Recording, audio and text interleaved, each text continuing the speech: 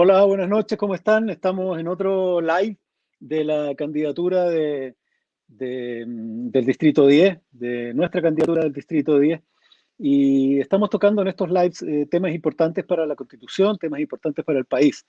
Y uno de estos temas que está medio escondido, es como una especie de muñeca rusa, ¿no? Porque tenemos el problema constituyente, pero también tenemos em, el problema de la pandemia, pero lo que nos está esperando dentro de esas dos muñecas rusas es una tercera situación, que es el tema medioambiental, que seguramente saliendo de estas otras dos muñecas rusas nos va a caer encima con una fuerza importante. Para esto hemos invitado a Marcelo Mena, un tremendo personaje, que me gustaría verlo ya en pantalla.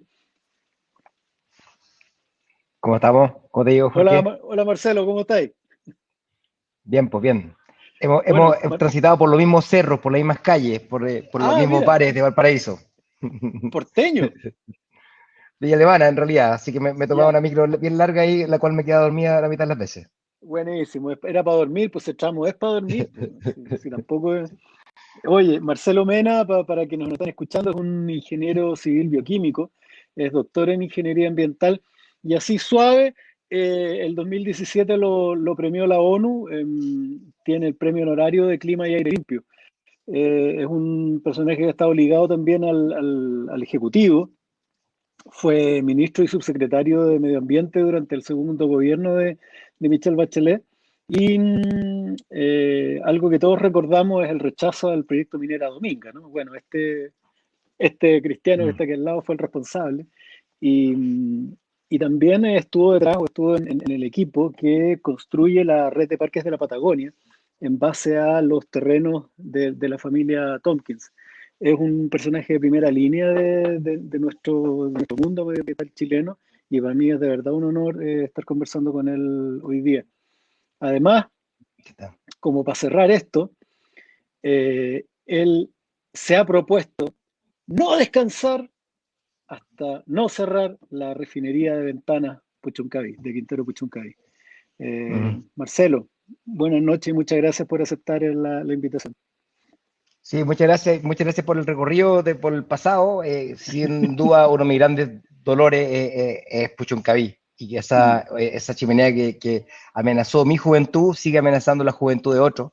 Y hay que mm. seguir avanzando porque representa el cortoplacismo del país, que era incapaz de poder refinar como la gente y al mismo tiempo no intoxicar con el sueldo de Chile a la gente que circunda las refinerías.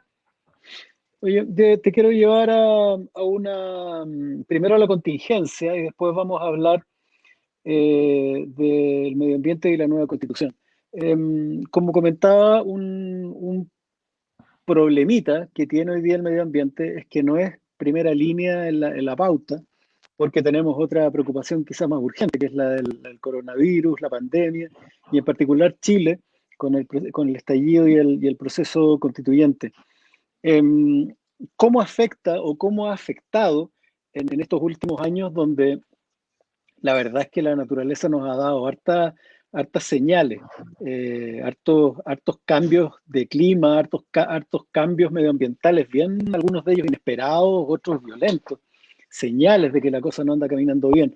¿Qué tanto ha afectado esta especie de cápsula en la que hemos estado a la comprensión y al enfrentar la emergencia climática? Está en el centro todavía, pero la gente no lo tiene tan claro. Pero la Mm, gente sigue apoyando el tema ambiental bastante. La encuesta Ipsos que salió el año pasado a nivel global mostraba que Chile tenía la mayor cantidad de personas que estaban dispuestos a no votar por alguien porque no se preocupara por mm, la acción climática.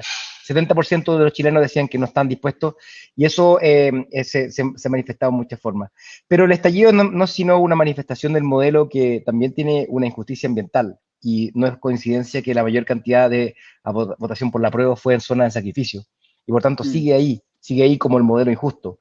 Y finalmente la crisis sanitaria no es más que la expansión del ser humano en ecosistemas que antes donde no estaba y las enfermedades zoonóticas que son las que nos están causando daño hoy día, como el ébola, como el virus del Nilo Occidental, el Zika, también hoy día tenemos coronavirus. Y a la vuelta de la esquina habrá otra enfermedad que tiene que ver con que 75% del territorio del mundo está afectado y alterado por el ser humano.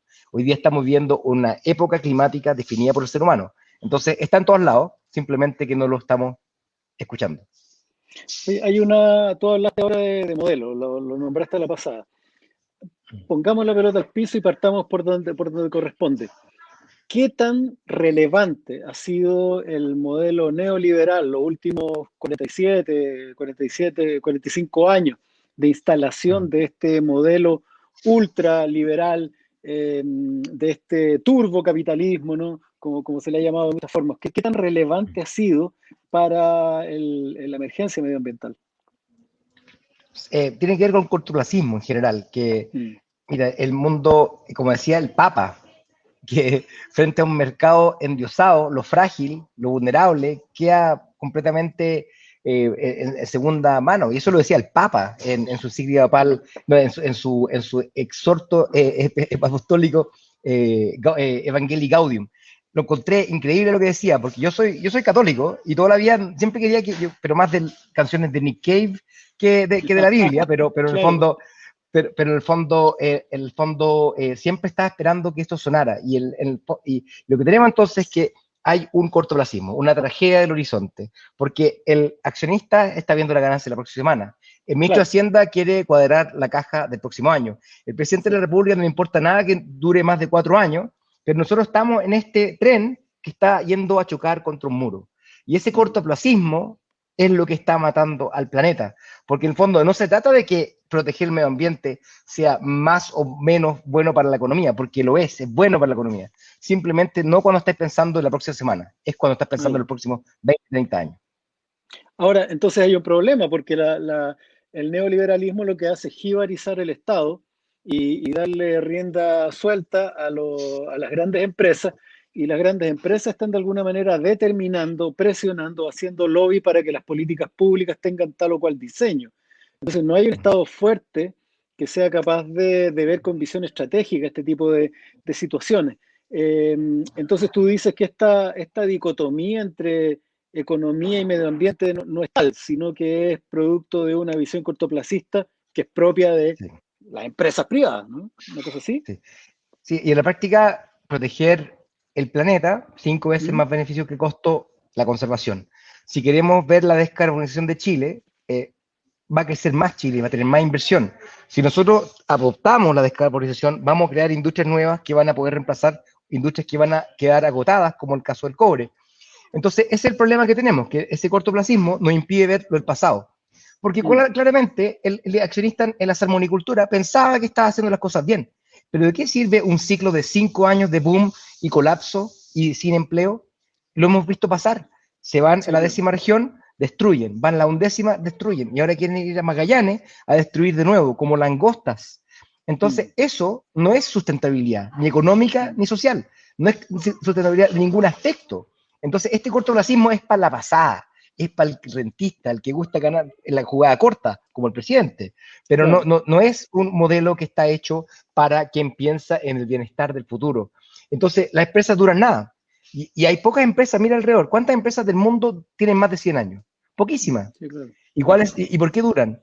Porque tuvieron una mirada a largo plazo y nunca sacrificaron su producto. Siempre pensaron en el futuro de su empresa y por lo tanto nunca tomaron atajo. Y ese es el problema que tenemos en este país, que está lleno de personas que quieren tomar atajo. Quieren hacerla rápido. ¿Ah? Mm. Primero quieren hacerla, como se dice, ¿no? Quieren hacerla y ojalá rápido. Pero entonces, ¿quiénes son los encargados de vigilar que esto no ocurra? ¿Quiénes son? Porque no van a ser ellos. Una Sí, empresa, yo he leído por ahí un par de reportajes, algún artículo por ahí donde se saca el perfil psicológico de cómo funcionan las empresas, y lo que resulta es del terror, pues resultan perfiles psicopáticos o incluso empresas que funcionan como depredadores, ¿no? Que en el fondo no es ni bueno, un tiburón no es ni bueno ni malo, funciona así, ¿no? Come todo lo que encuentra a su paso. Entonces, si no sí. son ellos los que se van a autorregular, ya queda claro que no son ellos los que se autorregulan, ¿a quién le compete esto? ¿Y cómo? ¿No? ¿De qué manera Sí, podemos... sí, efectivamente hubo un Estado que estuvo cooptado por mucho tiempo por la influencia del poder económico. Y Mm, muchas veces había que ir a consultarle a las empresas qué se podía hacer. Mm, Y el momento que hubo un gobierno que intentó hacer las cosas sin preguntarle a los empresarios, al tiro empezaron a escaparse quienes estaban coludidos con ellos. Estamos sí, hablando del claro, gobierno del presidente Bachelet, por supuesto. porque dijeron que intentamos hacer muchas reformas en muy poco tiempo y siempre nos empezaron a decir que era muy irresponsable. Y en ese Mm, gobierno, con todos sus defectos y virtudes, cuando una empresa contaminaba, y no estoy diciendo todas, pero mm, por ejemplo Barrick dañó los glaciares, no tenía que haber tenido nunca permiso, se cierra. Cuando Tecnorec intoxica a los niños de San Antonio, se cierra. Cuando un proyecto como Dominga va a destruir la última colonia de los pingüinos y ballenas de la zona, en un ecosistema prístino y único de lo que es el archipiélago de Humboldt, se rechaza. Entonces, mm, ese tipo de cambio hay que ser, y la señal que dimos al sector privado fue potente, no da lo mismo. Yo mm, creo que igual marcamos agenda porque desde ese momento el Ministerio de Medio Ambiente, que había sido el chopino de todos los otros ministerios por muchos años, se paró frente al poder económico y lo enfrentó. Y desde entonces ya no era el pelagato desconocido que era el ministro de Medio Ambiente como yo, era claro, Marcela Cubillo con todas sus maldades y era también la ministra Schmidt, que no era ninguna persona que aparecía. Entonces yo creo que lo que hicimos fue subirle el pelo al ministerio y esperemos que ahora nunca más retrocedamos a ser el chopino del resto del ministerio. Así que el claro. Estado tiene que ser, en definitiva, mucho más potente para poder regular y que no le pasen Oye, encima. hay un tema ahí que también a la gente con mayor o menor conocimiento sobre el tema le está inquietando, que es este famoso TPP-11, ¿no? Este Mm. acuerdo de la cuenca del Asia-Pacífico al que Chile querría adherir, pero la población le tiene tirria y fobia y parece que ahora también entra Estados Unidos y China, que tal vez nos conviene, pero no, que es bestialmente neoliberal. Mm. Según tu punto de vista, ¿cuáles son? Porque uno de los problemas que hay, por ejemplo, es que el TPP-11 disminuiría, dicen algunos, la soberanía del país, de los países, sobre su industria o sobre las regulaciones. ¿Cómo nos afectaría a nosotros, desde el punto de vista del medio ambiente, algo de esa naturaleza? Mira, la quien negoció el TPP-11 por medio ¿Mm? ambiente es la misma persona que creó el Acuerdo de Escazú. Y la Mm, gente que se opone al TPP-11 y el Acuerdo de Escazú ocupa el mismo argumento. Son de izquierda mm, en un lado y de derecha en otro lado, porque ya, afecta a la soberanía. No es verdad que afecta a la soberanía como ningún tratado de libre comercio, pero tiene un problema de origen, Jorge, mm, porque fue negociado en un tiempo que no había transparencia y por lo tanto la gente no sabe lo que es, y no lo ha leído. Le pregunté, me acuerdo a mi negociadora jefe, le dije, ¿cuál es el problema que tiene medio ambiente? Tanta gente está hablando sobre el TPP-11. Me dijo, no haberlo leído. Y la verdad es que muy poca gente lo ha leído, porque ni siquiera se llama el TPP-11, es el CPP-11, sí, que claro. es un acuerdo sin Estados Unidos, porque Trump se bajó por los mismos argumentos populistas que algunas veces uno escucha para poder rechazar el acuerdo de Escazú. Entonces, lo que tiene que pasar con TPP-11 es que no se tiene que ratificar en estas condiciones, no se puede. No Ya, puede con una cuestión tan poca legitimidad. Y lo que tiene que hacerse es someter una consulta a la gente que sepa y entienda. Y con eso veamos. Porque lo ha ratificado Jacinda Ardern de Nueva mm, Zelanda, Justin Trudeau de Canadá. Por algo lo quiere apoyar Biden. Porque en definitiva, Jorge, lo que no mucha gente ha dicho, pero el TPP-11 nace para enfrentar a China. ah, Porque China es el verdadero poder que no tiene tanta necesariamente apoyo a la democracia. Así que las cosas no son tan blanco y negro, ni hay bueno ni mm. malo, y en el fondo muchas veces la gente se opone al TPP-11 porque se opone al comercio internacional en general, pero eso es otra cosa. Oye, ¿cómo cambia? Y esto es algo que también le produce un conflicto importante a las personas, eh, incluso en las zonas de sacrificio, ¿no? Cuando Mm, uno habla de zonas de sacrificio, piensa, no sé, en Tocopilla, ¿no? Piensa en Quintero Puchuncaví, lugares de esa mm, naturaleza. Pero cuando tú vas, por ejemplo, a Tocopilla, la gente está súper consciente que sí, la termoeléctrica los está matando, pero mm, sin termoeléctrica no hay pega. mm, Y cuando tú te fijáis, sobre todo hacia el norte o hacia el sur, eh, hay una relación bien tóxica entre la población, es como mm, paradojal decirlo, hay una relación súper tóxica entre la población y la empresa que está en el fondo levantando, sosteniendo la región, que es que al mismo tiempo que esa empresa está, no sé, pues, desecando el suelo, le está dando trabajo a las personas, que está contaminando el aire, le está dando trabajo a las personas. En Antofagasta mm, uno ve toldos que parecen metálicos, y no, es el plomo que se pega, ¿no? En toldos de plástico. Hay niños que están naciendo con algunos problemas, sobre todo en Caleta Coloso al sur, ¿no? Con problemas cognitivos. Sin embargo, las personas defienden las mineras porque les dan trabajo.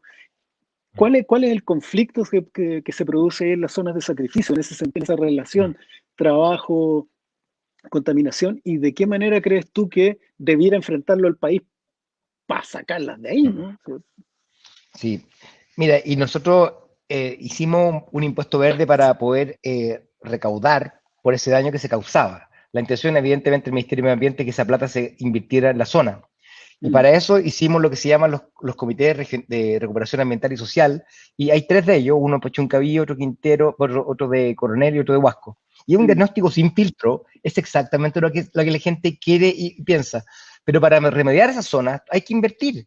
Y el mm, problema que ven es que ven que se genera una tremenda cantidad de riqueza y ellos mm. tienen la calle sin pavimentar, no hay Exacto. agua potable y el polvo de la fundición o la termoeléctrica les queda acumulado en sus ventanas.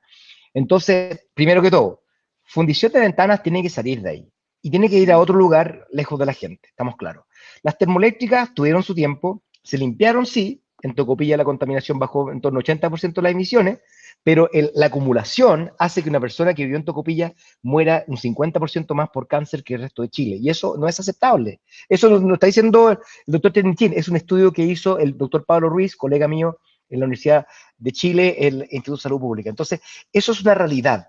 Y por lo tanto, lo que tenemos que hacer es abordarlo, porque por mucho tiempo la minería dijo el concentrado de cobre no contamina, y por eso no lo vamos a tapar, lo vamos a copiar al aire libre y no afecta nada. Pero la verdad era que afectaba.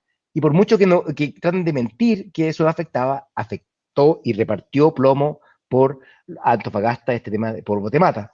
Hoy día están encapsulados los transportes, se ha mejorado la situación, pasa lo mismo con Huasco, hoy día los trenes no pasan con el capacho abierto, sino que están encapsulados, se puede avanzar, se puede conciliar el crecimiento, pero el daño que hicieron fue terrible y ha hecho muy difícil volver a tener confianza en esa empresa. hay una situación que, mira, en realidad te la pregunto porque no la tengo tan clara, pero sí, se hizo impuesto verde, ¿no? Pero tengo entendido que ellos no están obligados a reinvertir específicamente en medio ambiente Va, o en solucionar va sus... para sí, va para la cuestión fiscal general, porque la constitución de Claro, Pinochet eso, dice que no se pueden hacer impuestos para fines específicos. No claro. pueden ser recaudados territorialmente, sino que es para el fiscal en general.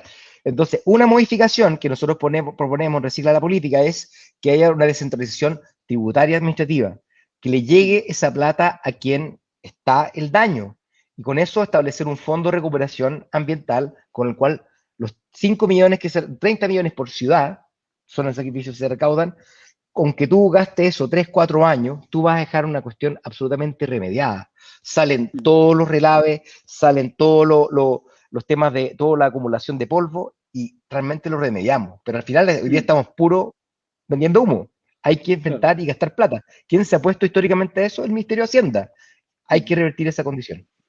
Claro, porque a lo mejor no le quedó tan claro alguna escucha, pero se pone un impuesto verde a una empresa contaminante, esa plata va al fisco, pero el fisco no está Pero no para obligado gastar la a tontera, que claro, no, es no importante. la gasta en tonteras, pero no Sí, está sí, obligado a gastarlo en reparar específicamente los daños que ocasiona esa industria que tributó verde. Entonces lo que tú sí, planteas es que debiera de alguna manera primero volver a la zona, porque hoy día sí, no necesariamente vuelve a la zona, pero una vez en la zona, exactamente. eh, todavía parece no haber obligación de ser utilizado en reparar los daños por los Tampoco, cuales se hizo el impuesto, ¿no? tampoco. Y imagínate quién Mm, está más a favor de eso, la misma empresa, po. La misma claro, empresa le encantaría que los 30 millones de dólares que le sacan al año el Estado se vaya a poder remediar, pues, menos lo ah, que tienen que pagar ellos también. Entonces, claro. o sea, con los temas no sé, pues, de responsabilidad social, empresarial y cosas por el estilo. Así que eso, pues, súper bien, Mm, yo estoy completamente de acuerdo que ese sentirse de el alcalde Castro, de ah, Renca, tiene una termoeléctrica, dice, oye, ¿qué pasa acá?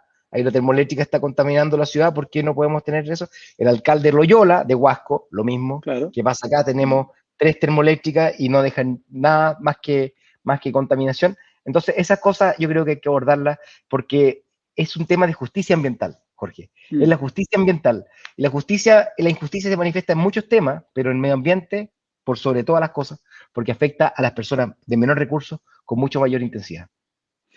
¿Es incompatible el modelo extractivista chileno con la protección del medio ambiente?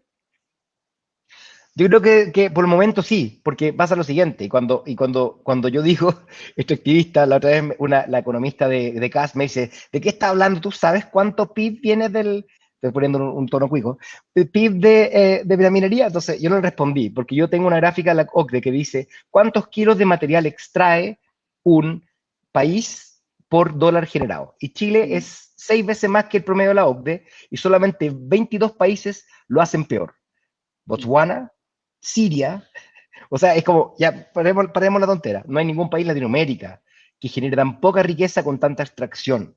Y eso no se sustenta, porque si tú quieres hacer más, tiene que ser más hoyo, tiene que cortar más árboles y tiene que deforestar más bosque esclerófilo en la zona central para plantar más palto. Entonces, ese modelo que los economistas dicen, no, si no se puede, es que no hay ningún país que ha llegado al desarrollo con las faltas de diversidad productiva que tiene el país. Y tenemos la chance de transformar este extractivismo en una economía verde a través de las renovables, y se puede. ¿Y es solamente a través de energías renovables o a través de una reindustrialización del país, de cambiar el modelo de desarrollo, ¿no? Es cambiar en general todo, porque pasa lo Sí, siguiente. Pero para poder hacerlo necesitamos un poquito más de extractivismo, no por sacarme el pillo, pero alguien no, tiene sí, que sí, pagar sí. esas máquinas nuevas. Sí, claro que Pero sí. en la práctica alguien tiene que pagar la primera demanda. Entonces el hidrógeno verde es una oportunidad. Nosotros tenemos más o menos 100 veces más energía renovable potencial de la que consumimos hoy en el sol del norte. Es la fuente de energía más barata del mundo. Transformar eso en un combustible que ocupe el mundo, que requiere el mundo para descarbonizarse, puede reemplazar a la minería en su PIB. Nosotros podemos vender 10% Wow. de nuestro PIB y reemplazarlo. Entonces, puede que la minería deje forado, deje un legado de varios tipos, pero su legado puede dejar instalada una capacidad productiva industrial de exportación del combustible que requiere el mundo, el hidrógeno verde. Esa es una partida. Energías renovables, por cierto, y también si hablamos de agricultura y el terreno es poco, hagamos cosas de alto valor productivo. De la misma forma que tenemos un vino de exportación de calidad, apuntemos a calidad en los productos de exportación de pesca, y ¿no es cierto? Y de la agricultura. Así que, y pasemos a una economía de servicios y no de lineal, de extraer, producir y votar. Tiene que ser una economía más circular. O sea, yo sé que no es el campo ni el área de la que estamos hablando, pero los que tienen el volante en este país llevan, llevan cortando palos, picando piedra y recogiendo fruta desde la colonia. Mm. Y la gran empresa privada chilena no es que haya demostrado ser muy innovadora en ese sentido. Siguen cortando palos, picando piedra y recogiendo fruta en general. Ha sido más innovadora la mediana y la pequeña empresa. Entonces, tú, por ejemplo, te pregunto personalmente, ¿tú crees en un Estado emprendedor que sea capaz de a lo mejor enfrentar este tipo de desafíos que son bastante menos cortoplacistas, ¿no? Yo soy entre medio, ya yo soy más Ya, moderado. Y ya. tiene que ser con que yo creo que el Estado tiene que tener un propósito, tiene que tener una política industrial en la cual elija a qué apostar. Mm, Históricamente, lo que pasa, por ejemplo, cuando estuvo Vitrán en MOP y en Corfo, había política industrial en la cual se priorizaban cosas. Decimos, somos mejores para, no sé, por decirte algo, minería, agricultura o agua. Ya. Hay una apuesta. Llega el gobierno nuevo de Piñera 1, Startup Chile, puras aplicaciones iPhone que ocupó alguien alguna vez y no terminó en nada. Viene Bachelet 2, vamos a la minería del litio y lo metálico, avancemos en instituto tecnológico excelente, y hago cosas por el estilo, energía solar, y después se cambia eso, se bota, echa por borda, Sichel lo echa por borda, y al final lo encontramos, sí, con una apuesta interesante, y es bien distinto a el ministro Llobet. El ministro Llobet se la juega por el hidrógeno verde. Él ve mm. una oportunidad ahí. Así que yo creo que dentro de toda esta historia, hay una historia de falta de innovación, pero el ministro Llobet, yo creo que yo creo que ha sido el mejor ministro que ha tenido Piñera, porque realmente ha cambiado esa historia que Mm, cambia la ideología, porque la ideología es que nosotros somos neutrales con la tecnología, no elegimos ganadores. Eso mm, no es un país que tiene oportunidades limitadas, tiene que apostar a sus ventajas comparativas. Y esa es la mm, diferencia. De ahí, si hay un Estado emprendedor o no, que no haya limitaciones constitucionales para que así ocurra, pero yo personalmente pienso que el sector privado puede hacer las cosas más rápido si es que uno les da los incentivos apropiados. Mm. Oye, con respecto a esto, a todo lo que hemos estado conversando, hay algo que a veces se nos olvida. Ya, ok, cambiemos el modelo, cambiemos la matriz, vámonos por estas cosas. ¿Y qué pasa con lo que queda? ¿Qué pasa con los forados, con los agujeros, con las tierras desertificadas, con los sitios contaminados? ¿Existe la posibilidad de revertir el daño hecho o ya estamos hablando de que, sabéis que no, No, ya son... no, yo creo que se puede revertir, o sea, los forados, etcétera, ahí tienen que hacerse cargo quienes causaron esos daños, Mm, evidentemente. Hay leyes de cierre de faenas mineras y cosas así para que no sean, pero hay muchos, muchos, cientos de relaves abandonados, cuyo mm, dueño ya no existe, y tenemos claro, que hacernos cargo de eso. Eso pasa a todo el mundo en todo caso. Imagínate los sí. relaves mineros no sé, pues Inglaterra del siglo X, existen. O sea, Mm, había minería que dejaron afuera y se expuso al agua, los elementos, y hay metales pesados. Eso existe. Pero nosotros lo tenemos acá y tenemos playa en Chañaral hecha arriba de relave. Entonces es distinto mm, porque la gente sigue viviendo ahí y tiene el derecho a saber. Así que, no, pero yo creo que se puede remediar y Chile puede adoptar una nueva identidad. Porque pasamos mm, de proteger muy poco de nuestro planeta, ¿no es cierto? O sea, al comienzo del gobierno de Bachelet había 8% del mar y tierra protegido y hoy día hay cerca de 36% de algún tipo de protección. Entendimos que tocamos fondo, que el bacalao a profundidad, que Jorge, no sé si alguna vez lo probaste, el Chilean Sea Bass, yo nunca mm, lo he probado hasta que comí en Estados Unidos, cuesta como 40 lucas el kilo. Esa cuestión la depredaron en 10 años y desapareció en Cabo de Horno. El Orange Ruffy lo depredamos tan rápido que ni siquiera alcanzamos a ponerle nombre. 95% de depredación cerca de Juan Fernández, porque se puso de moda en Nueva York. Esos dos lugares donde se extraían, hay parques marinos para que se recuperen. Pasa lo mismo mm, con Rapa Nui. Ahora tenemos que hacer lo mismo en nuestros bordes costeros, porque la pesca sobre pesca está cerca de ahí. Y lo que falta es que se proteja por fin el archipiélago de Humboldt, también Pisagua, y otras zonas más cercanas, porque hasta ahora hicimos la fácil, proteger las cosas lejos, en las islas que mm. nadie iba, y que lo protegemos frente a la flota china. Pero en realidad ahora tenemos que proteger los ecosistemas costeros de Chile, donde hay un choque entre la pesca. Pero el pescador sabe que cuando sobrepesca, su hijo no va a poder pescar. Así que también hay un tema de la sustentabilidad y responsabilidad entre las generaciones también. Mm. Una pregunta en ese sentido también, ¿no? Em, ¿cuáles son, ¿cuáles son los principios que hoy día no se están respetando que permiten que estas cosas ocurran? Y no me refiero a la nueva constitución, sino, ¿existe algo que el Estado no esté haciendo hoy que permita que esto pase? O están todos funcionando dentro del marco regulatorio y la verdad es que la constitución y las leyes permiten que estas cosas ocurran? Sí, o sea, hay un marco regulatorio que te impide ver el futuro. No hay equidad intergeneracional. Tú no puedes regular el cambio Mm, climático hoy día. No mm, existe regulación, es pura voluntarismo. Cuando queremos que las termoeléctricas cierren, no lo podemos hacer por ley porque sería inconstitucional, porque estaríamos impidiendo la actividad económica, ¿no es cierto? Pero no, porque el cambio climático no existe como algo que queremos prevenir, hay que mejorar mm, eso. Estamos viendo fuera de los límites planetarios, estamos usando más agua de la que hay, o entregamos derechos por sobre la capacidad de poder entregar agua, de la agua que tenemos. Entonces tenemos que priorizar el uso para el consumo humano. Entonces, en definitiva, tiene que ver con que no estamos eh, transitando por un camino, estamos fuera del camino, ya, estamos fuera de los límites planetarios y por tanto pronto vamos a chocar contra un muro, porque más o menos, mira, por ejemplo, en abril se cumple la meta en la cual desde entonces hay una fecha de que el planeta no es capaz de sustentar si es que todos viven como los chilenos. Entonces tampoco somos los santos. Hay gringos que consumen mucho, hay canadienses, rusos, chinos, pero nosotros también, si todos fuéramos como los chilenos, el planeta no aguanta. Entonces, todas esas mm, cosas que Johann Rockström habla de eso, de los límites planetarios. Y los límites planetarios fundamentales son que si tú le tiras demasiado gas de efecto invernadero al planeta, van a haber 100 años en los cuales el clima va a ser invivible. Por lo tanto, no estamos respetando las leyes de naturaleza para las cuales nosotros podamos vivir en el futuro. oye, te voy a hacer una pregunta que ojalá te podáis extender, que podáis Mm, darle todas las vueltas que queráis, porque nunca es poco, nunca es poco mm. responder a esta pregunta. ¿Qué tan grave es la emergencia climática? ¿Cuáles son las consecuencias que podemos llegar a enfrentar? y cuáles son las que estamos enfrentando ya ahora. Y qué tan revertible, ¿no?, es todo lo que está ocurriendo. Sí. Se puede revertir, tenemos más o menos 10 años para dar la vuelta. Y Mm. por tanto, mi hijo que entraron a enseñanza media, mi hija entró al colegio recién, cuando salga a enseñanza media, vamos a tener que haberla dado vuelta. Tenemos que Mm. haberla, cuando esté graduándome con ella, tendríamos que haber reducido nuestras emisiones a la mitad. ¿Ya? Mm. Entonces, eso significa que hay una cara humana con cuales tenemos que trabajar.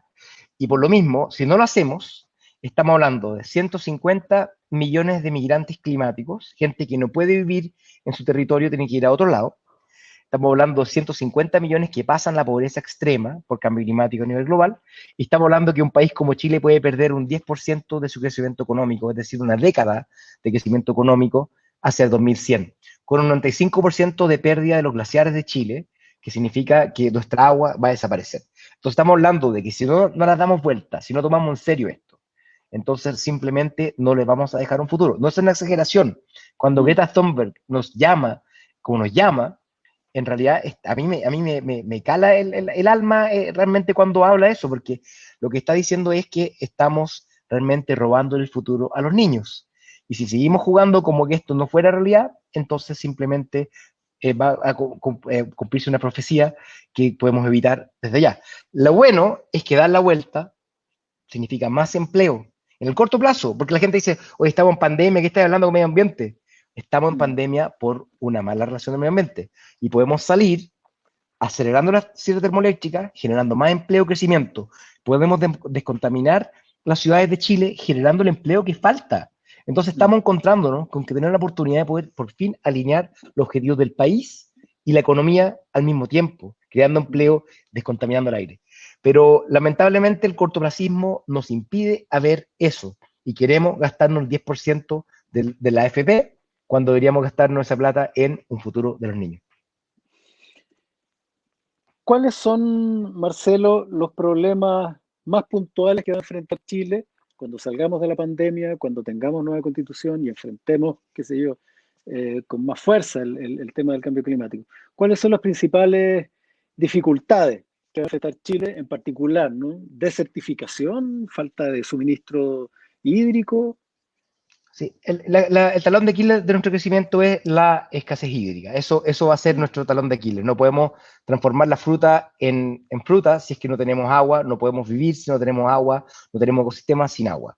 Entonces, eso va Mm. a ser lo fundamental y hay que hacer una inversión muy profunda en eficiencia hídrica. No se gasta nada en eficiencia hídrica. Tenemos ampolletas eficientes, no tenemos grifería eficiente, no tenemos indicadores para eso. Vivimos como si la escasez hídrica no funcionara. Mm. Entonces, decidimos cosas y el fondo para poder seguir consumiendo agua. El tema que viene también es el tema de la contaminación atmosférica, Jorge. Eso es tremendo. Ya. La contaminación atmosférica causa no sé, unos 3.700 muertes al año por contaminación atmosférica. Son cientos de miles de consultas de urgencia que ocurren por enfermedades respiratorias. Y eso afecta fundamentalmente a los niños y a los viejos. Desde que te puedes quedar ciego más rápido por la contaminación, demencia senil, el nacimiento de tu bebé es más, el peso del nacer es más bajo, expectativa de vida es más baja. Ese es el problema ambiental número uno de Chile. Y lo que nos va a faltar también es el tema residuos, porque estamos generando más residuos que nunca, nadie quiere tener ni un basural cerca, y todos sabemos que al final, cuando no hay basurales, la cuestión termina en la calle. Entonces, y es problema de otros, sin embargo, es problema nuestro también. Así que yo diría que son los grandes problemas ambientales que enfrenta Chile para adelante, pero lo bueno es que cada una de las cosas que te acabo de escribir, enfrentarlo, es mucho más barato el costo que los beneficios que puede traer para poder tener un planeta más vivible. Entremos entonces ya estamos con el diagnóstico, ya alguien por aquí, Sandra, dijo, me deprimí, Sandra Salinas, pero estamos enfrentando un proceso constituyente y muchos tenemos muchas esperanzas puestas en esto que está ocurriendo. Sentimos que es una oportunidad para cambiar las reglas, para reorientar los destinos del país, para a lo mejor darle un giro al timón, y en ese sentido el tema medioambiental es uno de los que más le importa a las personas, ¿no? Sí. ¿Cuáles crees tú que son los principios, estos principios, criterios y procedimientos que trae una constitución a los que se le debería poner mucho énfasis para reorientar al país en esta dirección de cuidado del medio ambiente, ¿no? Tú como constituyente, ¿qué harías? ¿Cuáles serían los puntos? Sí. Entonces la constitución nueva nace en un proceso de un estallido social por una crisis social, en un contexto de una crisis sanitaria y ambiental que sabemos que tiene un origen con respecto a la relación con la naturaleza. Entonces, por lo tanto, primero que todo, es la primera esperanza que tenemos de un gobierno de una zona, de un país en vía de desarrollo, que tiene una constitución en medio de la crisis climática. Es la primera vez que nace al alero del Acuerdo de París y el Objetivo de Desarrollo Sustentable, donde la ONU ya entiende que enfrentar la pobreza no es solamente un tema de poner más plata, sino que son temas de género, son temas de descentralización, son temas de respeto por los pueblos originarios. Y por lo tanto, justicia ambiental, equidad intergeneracional, lucha contra el cambio climático, reconocimiento de los pueblos originarios, una sociedad diversa e inclusiva, el derecho del agua de las personas y del ecosistema. Así una serie de principios que permiten tener una constitución que sea una casa de todos, pero que se haga con respeto de que hay una diversidad de ideas que tenemos que también cobijar dentro de esta constitución. Porque no podemos ser como la de Pinochet, ¿no es cierto? Que él quería aplastar un modelo económico, unas visiones políticas y de sociedad. Tenemos que crecer una constitución que sea casa de todos. Y la oportunidad no podemos aprovechar, Jorge, porque en la práctica, si nos ponemos todos a pontificar, no vamos a llegar a acuerdo. Y el que va a reír va a ser Pinochet. Hoy día posté un video de I Will Survive con la voz de Pinochet que me dijeron bajar porque lo encontraron de mal gusto, pero la verdad es que si no nos ponemos de acuerdo, él va a salir cantando la canción de Gloria Gaynor, va a salir sobreviviendo la constitución de Pinochet y habríamos perdido una oportunidad. Entonces, algunas veces podremos votar por lista del apruebo, otras veces por apruebo de dignidad, otras veces por independiente, pero no estamos pelotudos, porque acá la derecha está toda unida, desde lo más horrible hasta lo más moderado, están todos unidos. Y nosotros estamos acá peleando y viendo cuál es el perfecto, cuál es el que no es liberal y cuál no. Tenemos que ser inteligentes y ganar y ponernos de acuerdo, porque si no nos ponemos de acuerdo, van a ganar los malos. Tú tienes una iniciativa que involucra a candidatos constituyentes. Cuéntanos un poquitito sobre eso. Sí, entonces se llama Recicla la Política, lo hicimos básicamente un académico distinto, no, cuando subimos de esto dijimos, ¿qué es lo que falta para la Constitución? Y nos juntamos varios, y hicimos un ciclo al alero de Chile 21 e invitamos gente de todos lados y empezamos a preguntarnos, y nos tiramos, dijimos ya, ¿sabes qué? Son 10. Escuchamos 10 temas, fueron más de 60.000 personas estos live de Facebook y cuestiones así, y tuvimos muchos comentarios y nos 60.000 tiramos. personas. 60.000 personas lo vieron, sí. Creo que igual es harto, harto para estas cuestiones en general. Y entonces nos quedamos con esa idea y las pusimos. Y hasta ahora, ¿sabes qué? Nos han dicho cosas así como, no dijiste emergencia climática, dijiste crisis. Bueno, si esos son los problemas que tenemos, estamos bien. Entonces, hay 90 candidatos. Reciclalapolitica.cl es la página web donde pueden mirar todos los distritos. Tenemos en casi todos los distritos algún candidato. Y desde Chile Vamos, incluyendo Jorge Baradit, incluyendo otros compañeros de lista tuyo, es impresionante el lugar de encuentro que tenemos acá, Jorge. Yo creo que en esta Constitución Verde podemos unir desde el facho hasta el comunacho, hasta el de centro, porque todos tenemos hijos. Así que yo creo que vale la pena que ocupemos esto como una forma de poder tener un consenso. Hay algunos candidatos que, entre los que me cuento, ¿no? Pero que dicen que esta constitución tiene varias oportunidades, que una de ellas ya la tomó y que es de ser la primera constitución paritaria del mundo, ¿no? Lo cual nos llena de orgullo, ¿no? No podemos considerarnos un país democrático si no estamos considerando al 50% de la sociedad, es estúpido. Entonces, me parece maravilloso. Segundo, hay otro punto de vista que dice que sería increíble que el país que vivió a Pinochet sea también el país que le regala al mundo una constitución desde el foco de los derechos humanos. ¿Mm? Es decir, ¿a qué me refiero? A que el tema paritario, el tema de género, el tema de los derechos humanos, no sean solamente una cápite dentro de la Constitución, sino que toda la Constitución esté escrita desde ese punto de vista. Y hay una tercera oportunidad que es hacerlo también desde el medio ambiente, ¿no? También que sea una constitución que cuando hable de educación sea a través del foco de medio ambiente, que cuando hable de cultura, cuando hable de modelo de desarrollo, cuando hable de cualquier tema, lo haga desde el punto de vista medioambiental. En ese sentido, eh, es más una pregunta, es más una asesoría, Marcelo, así que Mm, después si queréis me mandáis la boleta y todo. Pero, ujú. en ese sentido, ¿cómo crees tú que nosotros podríamos escribir una constitución desde el punto de vista del medio ambiente, sin convertirlo en un capítulo en particular? Ujú. Tiene que ver justamente con lo que te hablaba de los objetivos de desarrollo sustentable, que se Mm, entendió el mundo a través de la gente, cuando hicieron los objetivos de desarrollo del milenio, dijeron queremos superar la pobreza. Después se mm, dieron cuenta que si las mujeres no tenían derecho, no se educaban, y si no se mm, educaban, iban a tener hijos antes de poder terminar el colegio, y al final los países no se desarrollaban de esa forma, no superaban la pobreza. Se dieron cuenta que cuando no se consideraban los pueblos indígenas, no estaban siendo invitados todos al desarrollo, no respetaba su cultura y al final estaba obviando el tema distinto. Entonces al final es un todo, es una integralidad, es una mm, mirada no sé, algunos bots dicen que es como la mirada ONU y Merkel se manda una cuestión así como que esto es como Soros, metió esta cuestión, pero en realidad es la agenda progresista del siglo XXI, mm, integrada en una mirada de futuro que yo creo que es muy importante tener. Así que yo creo que esos temas que tú acabas de escribir son indivisibles. Esta mm, constitución no podría sino ser una constitución feminista, mm, paritaria. Eso es mm, espectacular. Y podemos mm, regalarle al mundo tal cual tú le dices eso, las mm. herramientas para enfrentar el futuro. Sin ingenuidad, Jorge, porque si ponemos listas de derechos y no vemos cómo se distribuye el poder, tenemos Exacto, problemas. sin Si duda. el alcalde tiene 10% del presupuesto nacional y no puede hacer nada más que sacar la basura, él no Mm, va a tener nada de poder. Si él no puede decir que cubre su territorio y solamente se ocurre en la oficina de un consejo ministro, a mí me tocó hacer cosas populares e impopulares en la oficina del consejo ministro. ¿Qué tengo que ver yo en Santiago, San Martín 63, decidir el futuro de lo que ocurre en un proyecto territorial? No es justo. Entonces, si no nos pensamos cómo se distribuye el poder, vamos a ser unos ingenuos. Eso nos dijeron los constituyentes de Ecuador y de Bolivia, que no seamos mm. ingenuos, que tenemos que empezar a ver cómo se distribuye el poder. Y vamos por ese poder, Jorge. Por supuesto, sí, por supuesto. Con respecto a eso, ya que mencionaste esas constituciones, ¿qué te parece a ti como resultado y qué piensas de esa idea que anda circulando por ahí de convertir a la naturaleza en sujeto de derecho? ¿No? ¿Cómo te suena?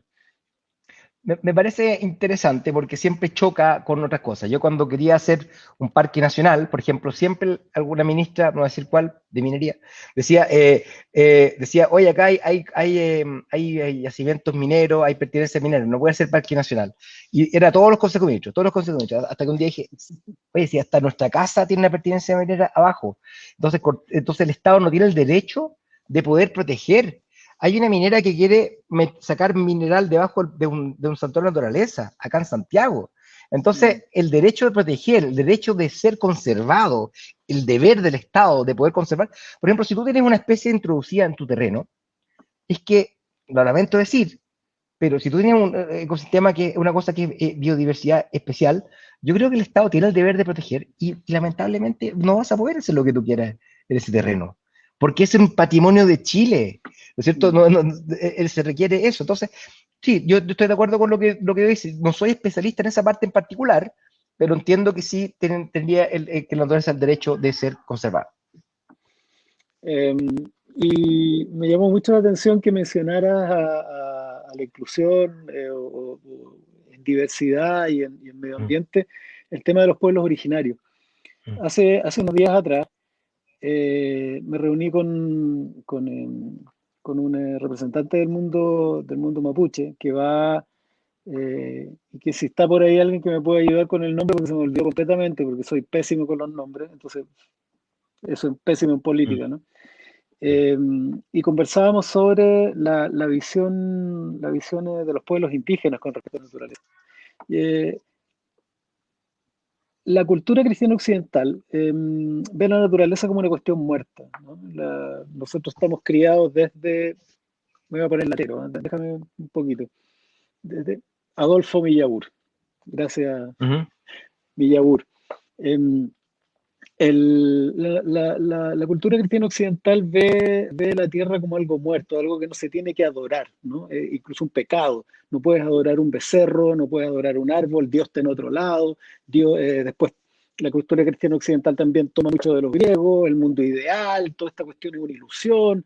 Se suma eso a los europeos, que eran bárbaros, los reyes eran cazadores, tenían depredadores en sus emblemas, ¿no? Eran leones, águilas, halcones, y se vienen a meter a América Latina, donde los reyes eran agricultores, ¿no?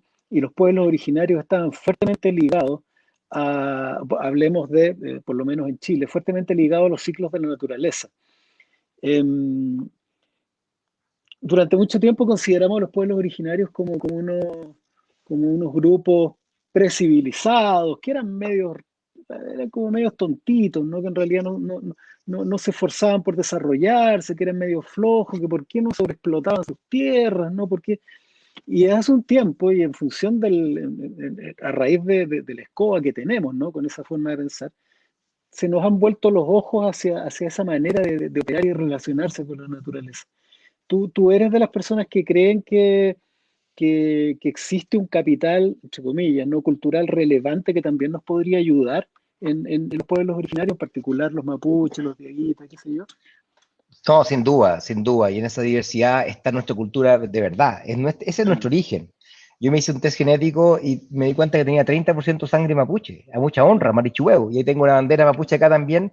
Y por suerte, mi actuar nunca fue contrario a eso. De hecho, justamente siempre pensaba que era importante hacer una consulta indígena. Y a mucha honra me tocó firmar dos decretos. Uno que es de traspaso del Parque Nacional Cahuéscar, Administración del Pueblo Cahuéscar, y Ah, también mira, del Parque Nacional de la área marina protegida Rapanui para el claro. pueblo Rapanui, con administración con ellos.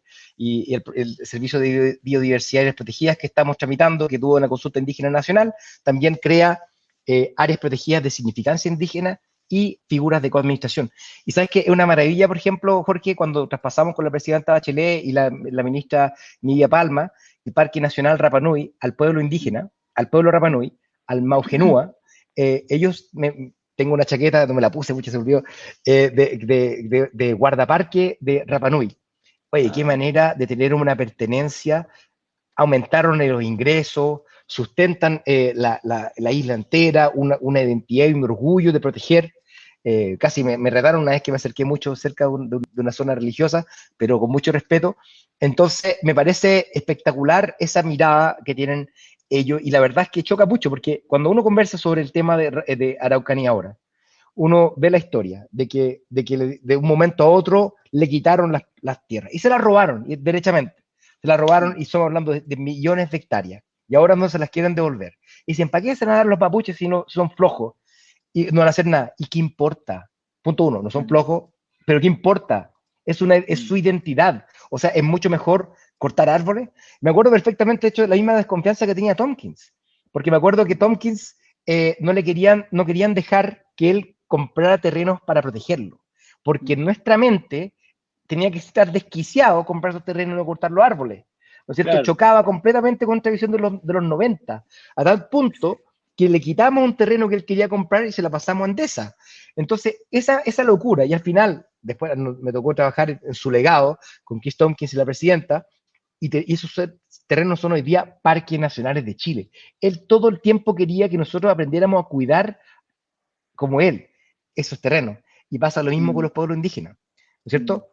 No mm. cortar todos los árboles, no plantar pino, tener ecosistemas sanos. Yo encuentro mi interacción con el pueblo indígena maravilloso. Yo voy todos los años a Moncul a ver a mi amiga Estela Nahuelpan, quien está en el decálogo del Constituyente Verde, y realmente escucharla, entenderla, cómo ella piensa y entiende en la relación de la naturaleza con su pueblo. Maravilloso. Qué buena manera de terminar, Marcelo. Yo te quiero agradecer de verdad tu tiempo, tu dedicación a esta conversación. Estamos, Mm. una tontera decirlo, pero estamos honestamente tratando de construir un país mejor. Sí. Queremos dejar el pellejo en darle una vuelta, un bisagrazo a este país que ha estado tan expuesto, ¿no? A los intereses de los pocos frente a los intereses de los muchos, al interés del bien común. Te quiero dar las gracias de verdad y bueno, nosotros adherimos a tu iniciativa y vamos a ayudar a promoverla porque también nos parece que es estúpido ensuciar, romper, destruir y contaminar la casa donde vivimos. Y además Mm. hacerlo también para nuestros hijos y para nuestros nietos, legarle un basural a la gente que más queremos es una estupidez inhumana. Entonces te lo agradezco mucho. eh, Gracias a ti y a tu grupo y por supuesto que vamos a ayudar y adherir en esta iniciativa tuya, Marcelo. Muchas gracias. Nos vemos, Jorge. Muchas gracias. Ya, pues, que estén Chao. muy bien. Chao, chao. Un Gracias a gusto. todos por estar Chao. acá. Chao.